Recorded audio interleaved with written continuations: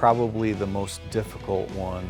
At least he holed this. He hit an awesome shot on this, so I'll explain why this one's so difficult for a tour player.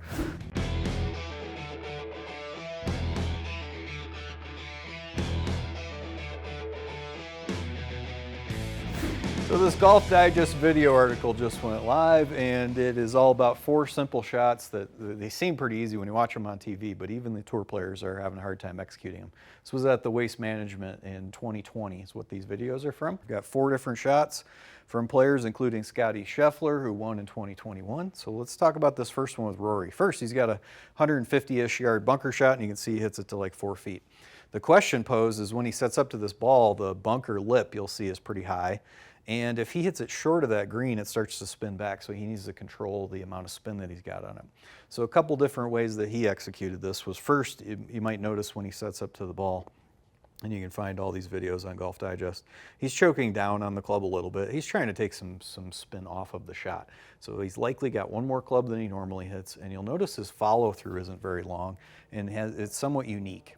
So he's got his left wrist pretty extended, and his face angle is more open to the target than rolled or twisted closed in there.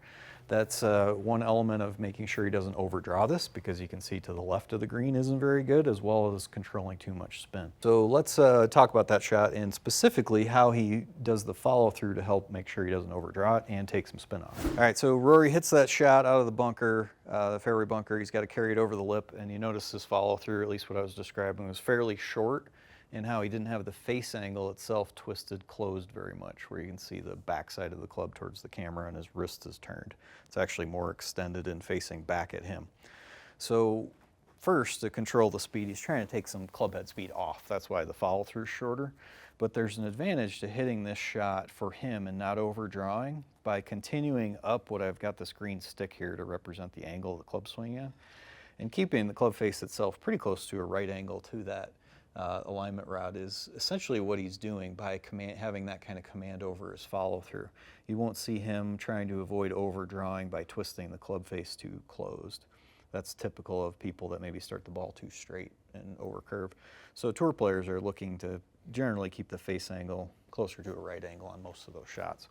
So the whole thing, when done well, as he's doing there, and fortunately I get to hit off this mat, I got 190 yards. I'm just going to demonstrate the sort of shot that he's hitting with my 8-iron here. So a brief follow through, trying to keep the shaft straight up in the air. It's helping make sure that I push and cut and don't over curve that to the right. That's how he pulls that one off. Let's take a look at the next video.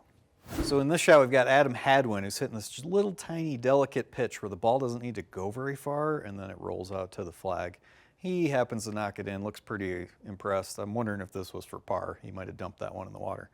So he's got a couple things in here that make him a little bit anxious. First one is that if he does hit behind this ball, rolls up that hill, back into the water. So that's problem number one that he's got to avoid. So for most amateurs that have this shot, they tend to pick far too aggressive of a target. Adam is a rock star tour player. He's so good. He's not too concerned about where he's going to land this and making sure it's precise. But anybody watching this, if you're not playing the PGA Tour, a spot 10, 15 feet past the hole would be more than acceptable just to take out that error that could happen if you hit behind this shot. Now, an impressive way that he plays this, and what makes this shot so good, I think, is he's got to take a little swing, carry the ball very short, roll it the rest of the way. So to help him not hit so much thrust in there, he starts to make a really tiny backswing as it is. But even he plays the ball way back in his stance relative towards his right foot. And he's doing that because this probably isn't a shot he practices too much. And he knows even if at that level, if he hits behind the ball, it's not going to be a good result.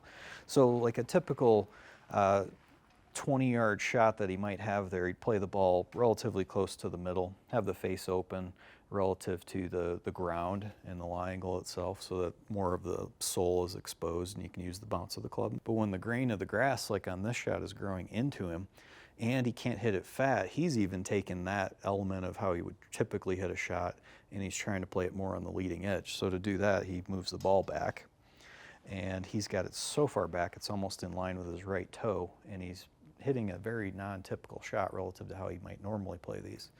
So even for the best players, they're not always hitting their standard shot, but he makes the error, if there is one, of moving the ball too far back. That's a good lesson for anybody who's really nervous over a shot.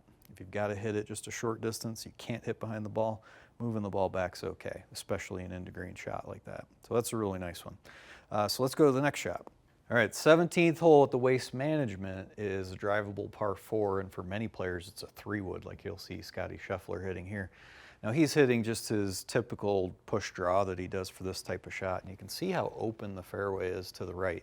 There isn't a whole lot of trouble in there, but for Scotty, who's trying to hit a draw, probably one of his worst shots when he's hitting this big push draw is to start the ball too straight and have it end up over here into the penalty area.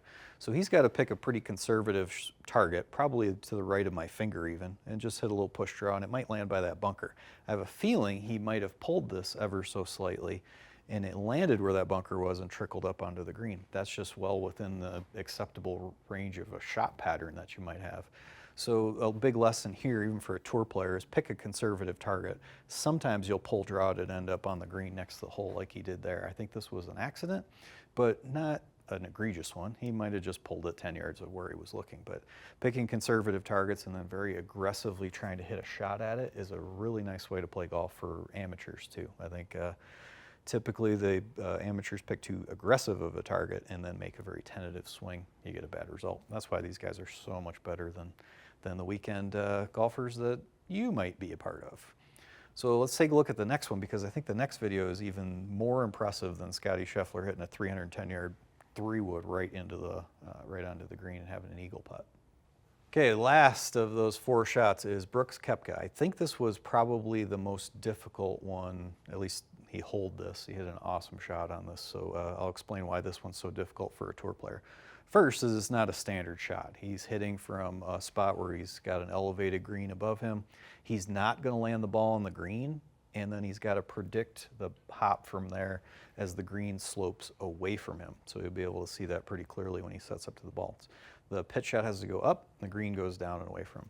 So the challenges here are tight lie, a ton of people watching you play golf, and then you've got to predict a shot that you don't get to hit very much. So a normal shot that's very level, 30-yard pitch, he can see where he wants to land the ball. He knows how it'll roll out from there just through experience, and he's good at it. He's awesome at it. This one was probably made him happier than even ripping a 3-wood onto a par 4, because he picked the right spot, executed the shot of landing it where he wanted to, then predicted that bounce and the roll well enough to make this thing go right into the hole. Might have rolled 5-6 feet past the hole, but this was awesome. So the takeaway for a tour player is it's difficult even for the best in the game to know where they want to land it, and dealing with these different terrains is troublesome. So this was an awesome shot that if he stood over this and wasn't really confident in where he wanted to land it, or that he could execute the shot really well, any sort of tentative stroke because he was unsure of the target he wanted to, this could have ended up rolling back to his feet. He could have easily picked a target that was too far onto the green and rolled it off the back edge. That was awesome. I'm sure he was very, very pleased with that. So a lesson that an amateur could learn too is that you really need some ability. You need to understand if you see what 20 yards looks like. So if you go out to the driving range, drop down a basket of balls, take 20 long steps away from that, and you visualize that, just looking at that spot you just put down relative to the balls, that's 20 yards. You need to visually learn that. Then the next skill is, can I hit a shot that somewhat will land within that 20-yard range to get a 30-yard pitch shot like this one? And then I would do the same thing and go 10 yards further so that you can see now a 20-yard target and a 30-yard target and a 40-yard target, and then test yourself, hit 5-10 balls at each one of those and see how close you can get to where you're landing on top of your target. Brooks Kepca could do that really well. He would be able to pace off 20 yards. That would look very comfortable to him.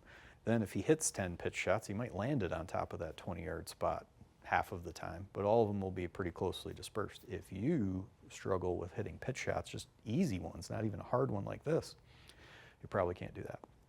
Great way to practice. Then you can measure something, and then also at the same point while you're measuring whether or not you're good at this, you'll understand what you need to practice.